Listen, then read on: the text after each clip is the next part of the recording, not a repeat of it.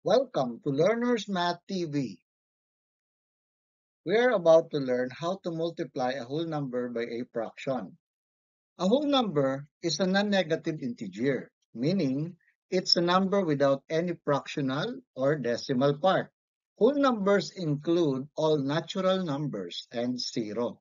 So dito sa real number line, yan ang mga whole numbers from 0 up to infinity. Okay? Hindi kasama yung mga negative numbers.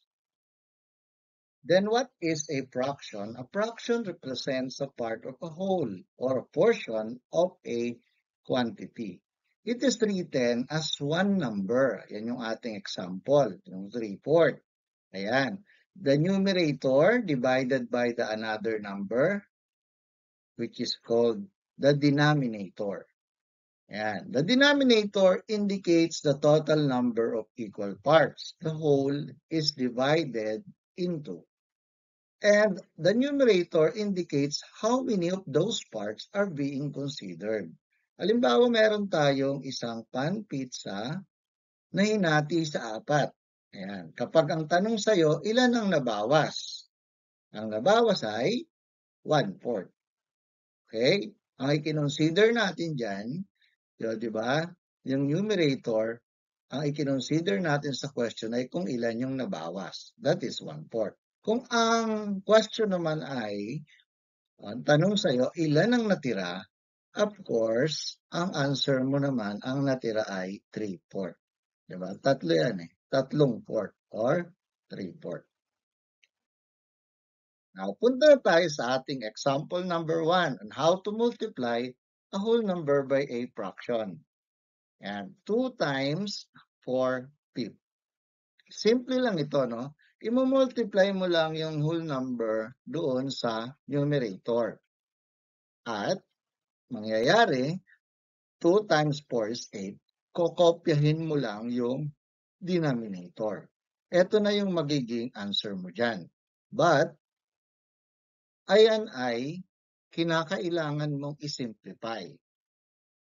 Kung sakali na ang hinihingi sa iyo ay improper fraction, okay na ito. 8/5. Okay, hindi naman na siya pwedeng i-reduce pa to its lowest term. That is improper fraction. Pero kung ang hinihingi sa iyo ay mixed number, ganito naman ang iyong dapat na maging answer. So, 1 and 3/5 is the equivalent of 8/5. That is by dividing 8 divided by 5 is equal to 1. Then meron kang remainder na 3. Diba? 8 minus 5 is 3. Kaya 1 and 3/5. So, ayan yung pwede nating maging final answer kung mixed number naman ang hinihingi. Example number 2, 3 times 4/16. Okay, kailangan i-multiply ang numerator doon sa kanyang whole number. Ayan, whole number to the numerator. I-multiply lang natin yan. And that is 12/16. Okay, pagkatapos, i-reduce natin to lowest term. Ayan, 3/4. Okay, yung 12/16, yan ay proper fraction. Okay, di ba? So, pag naka-proper fraction siya, tignan natin kung pwede natin siyang i-reduce to its lowest term. So, ang lowest term niya ay 3/4. Ayan, kung hindi pa marunong mag-reduce to lowest term, meron tayong link sa description. Okay, tignan sa ating description at may link doon nung video lesson on how to reduce a fraction to its lowest term. Ayan. So, yan yung ating proper fraction. Tapos, ito yung lowest equivalent fraction. And then, ayan yung ating magiging pinaka-simplified and final answer, 3/4. Now, for example number 3, we have 6 times 4/8. Multiply again the whole number. Multiply natin yan doon sa kanyang numerator. Doon sa 4. That is 6 times 4 is 24. Then copy the denominator. 24/8. Now, let us simplify. Okay. Pag ganito naman, okay, Mapapansin ninyo, this is an improper fraction kasi mas malaki yung value ng numerator kesa sa kanyang denominator. Ayan. Pero, etong 24 ay divisible siya sa kanyang denominator. Kaya, ang maaari nating maging answer dyan, kapag improper fraction pero divisible naman yung numerator sa denominator, ibig sabihin, pwede mo siyang i-divide at bibigyan ka ng eksaktong quotient, okay, na 3. Ayan.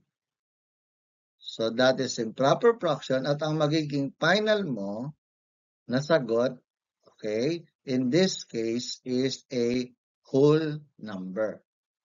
Ayan. Whole number naman ang magiging final answer mo dyan.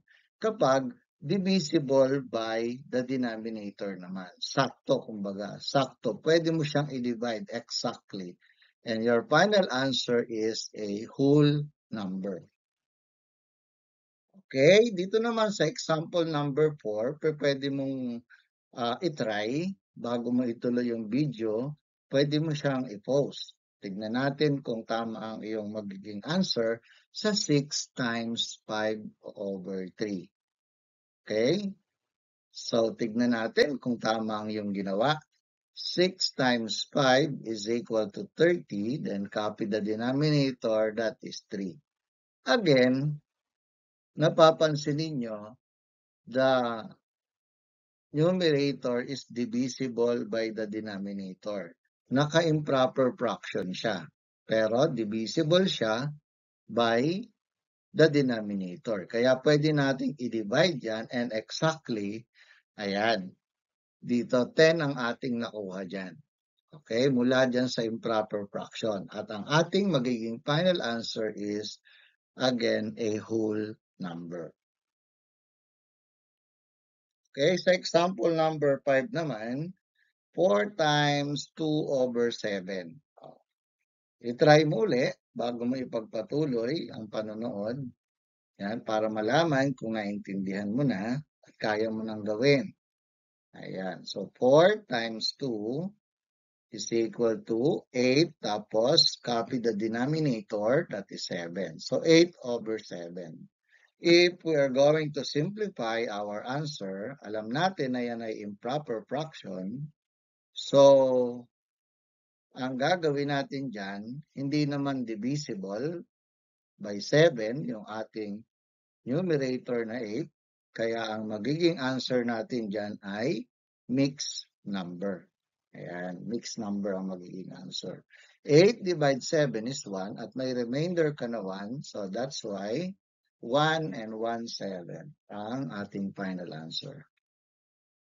Okay, dito naman tayo sa example number 6. 5 times 2 over 14. O, try mo muna ulit. Yan. Pagkatapos mong itry, tignan natin kung tama ang iyong answer. 5 times 2 is 10. Then copy the denominator. Yan ay magiging 10 over 14. Then, mapapansin ninyo, pwede natin yang i-reduce sa lowest term. Again, kung hindi pa marunong mag-reduce ng fraction to its lowest term, ay puntahan natin yung link sa description. Okay, dyan sa baba. Ayan. Para mapag-aralan mo muna yung video lesson na yan kung paano mag-reduce ng fraction to lowest term. So, the lowest term is 5 over 7. Okay? So, yan ay proper fraction. Okay? Tapos, ini-reduce mo siya to lowest term. Sa kanyang lowest equivalent fraction. And your final answer would be 5 over 7. Oh, kaya laging tatandaan, sa math ay hindi maaari na nanonood ka lamang. Upang maging mahusay, dapat lagi kang handa na mag-practice o magsanay.